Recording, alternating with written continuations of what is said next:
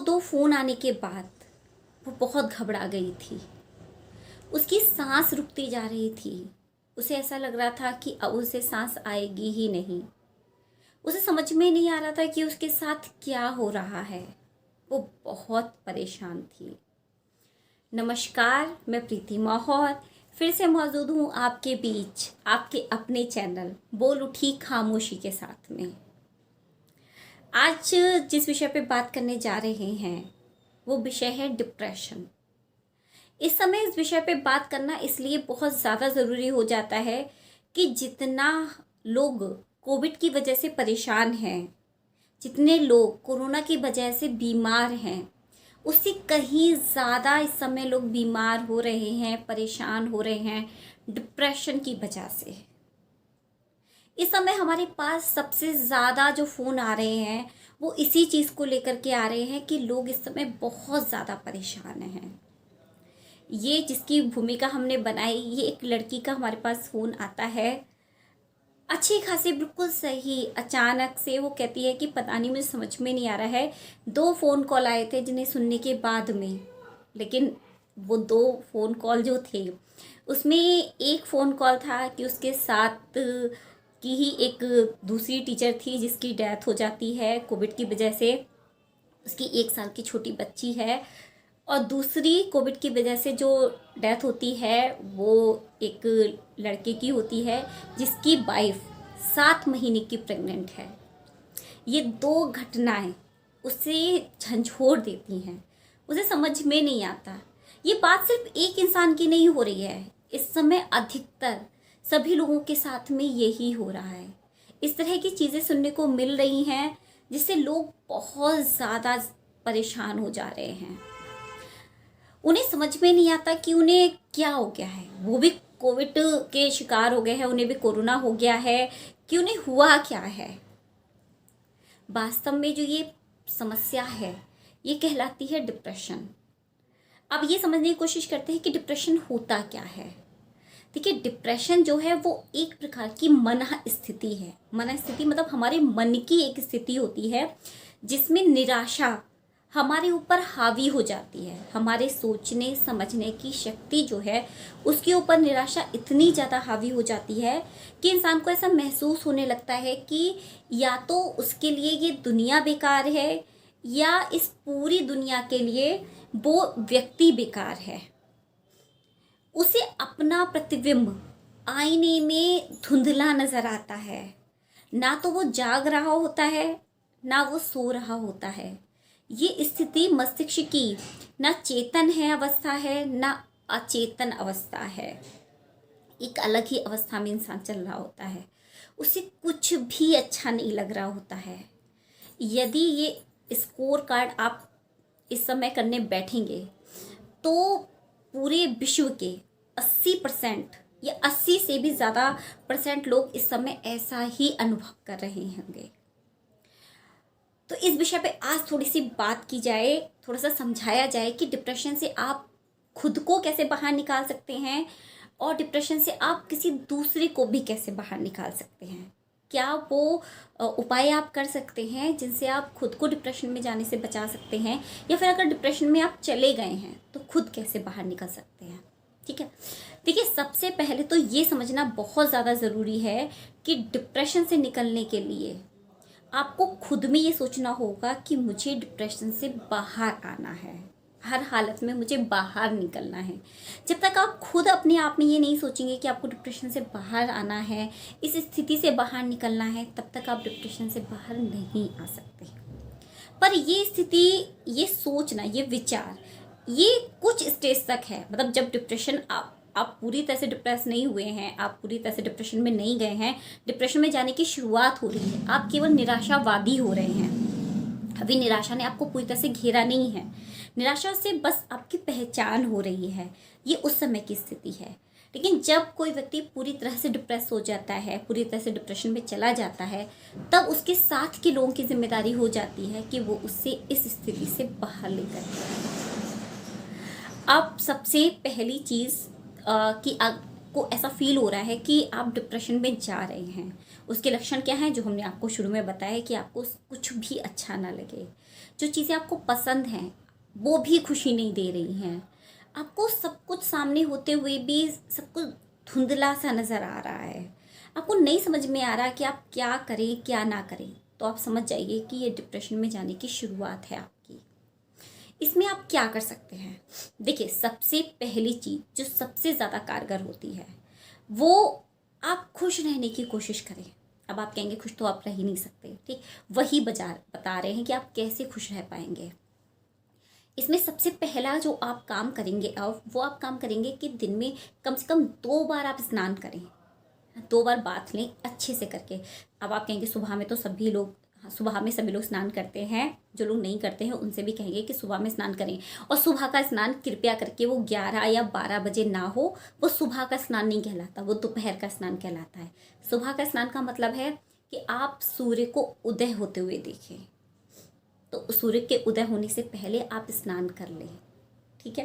तो आप उस समय स्नान करेंगे, जो आप पानी यूज़ करेंगे वो गर्म नहीं होना चाहिए, है ना। वो पानी ऐसा होना चाहिए जब आप स्नान करें तो आपको एहसास हो कि आपके शरीर के ऊपर पानी पड़ा है ना, वो एहसास होना चाहिए आपको। तो पानी जो है वो ताज़ा होना चाहिए। एक आपको शाम को भी स्नान करना है, सोने से पहले या शाम की पूजा से पहले, जो आपको बेहतर लगे आप स्नान कर सकते हैं। बस भोजन से पहले करना है।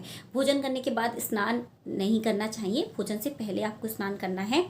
उस समय हाँ, अगर आपको लगता है तो आप नॉर्मल पानी ले सकते हैं, गुनगुना नहीं होगा, नॉर्मल हो सकता है, रूम टेम्परेचर पे पानी आप ले सकते हैं, ताकि आपको ठंड का एहसास ना हो। तो सबसे पहले तो आपको यही करना है, क्योंकि जल सिर्फ हमारे शरीर की शुद्धि नहीं करता है, हमारी आत्मा, हमारे विचारों, हमारे अंतः गंदगी की भी शुद्धिकरण कर देता है जल। तो इसलिए आपको स्नान करना, 2 बार स्नान करें, ठीक।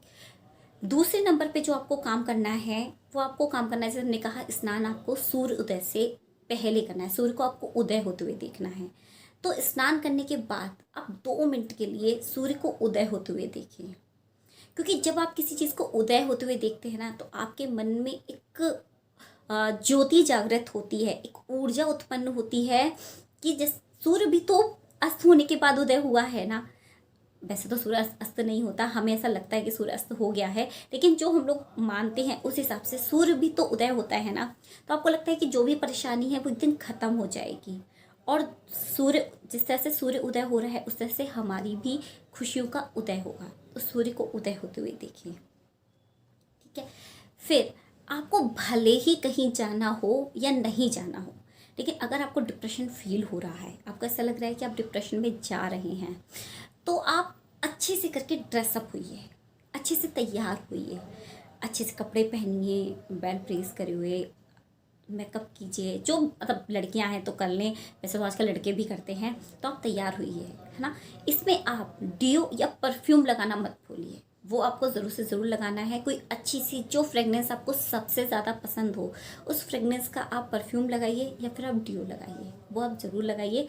भले आप कहीं जाएं या कहीं ना जाएं, तब अच्छे से करके आपको तैयार होना है, ठीक।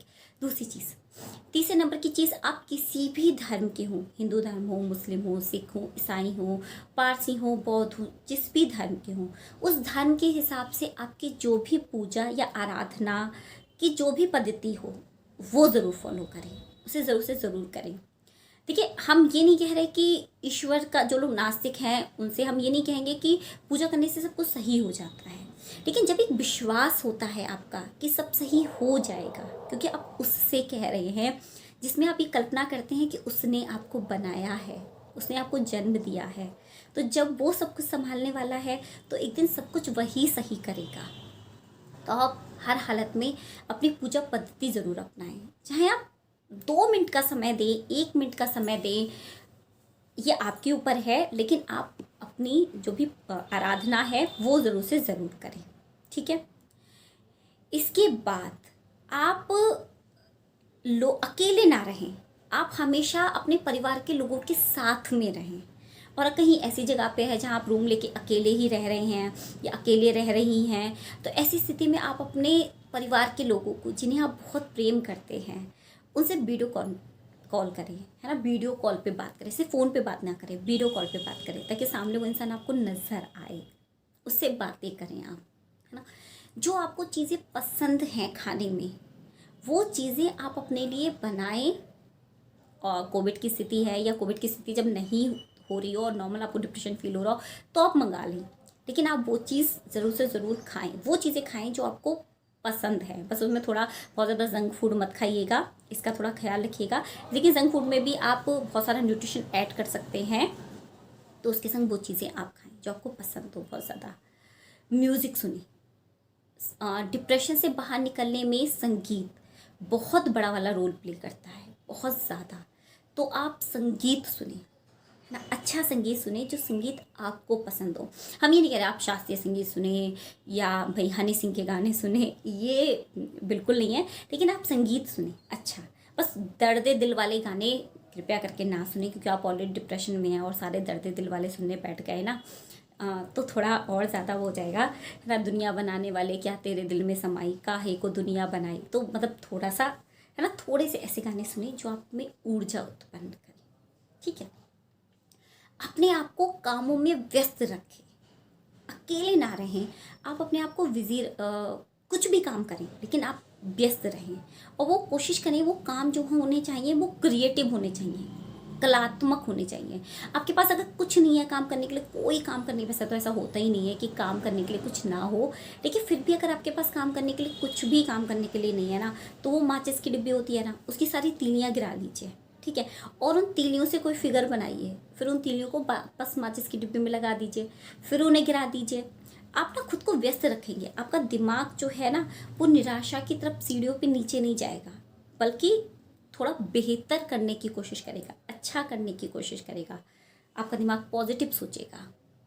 वीडियो मुझे लग रहा है बहुत ज़्यादा लंबी भी होती जा रही है, तो ये एक पार्ट 1 और पार्ट 2 में कर देते हैं, ठीक है। तो पार्ट 1 में वीडियो में हम आपको यही बता देंगे कि आप खुद को कैसे निकालते हैं। पार्ट 2 इसका बना देंगे हम आपको, जो कितनी लंबी जाएगी भी नहीं, तो पार्ट 2 हम आपको बता देंगे, जिसमें आपको बताएंगे क्योंकि दूसरा डिप्रेशन में है तो उससे आप डिप्रेशन से कैसे निकाल सकते हैं, ठीक है। तो इन चीज़ों का बहुत ज़्यादा वाला ख्याल रखें, आप हर हालत में डिप्रेशन से बाहर आ जाएंगे, ज़रूर से ज़रूर।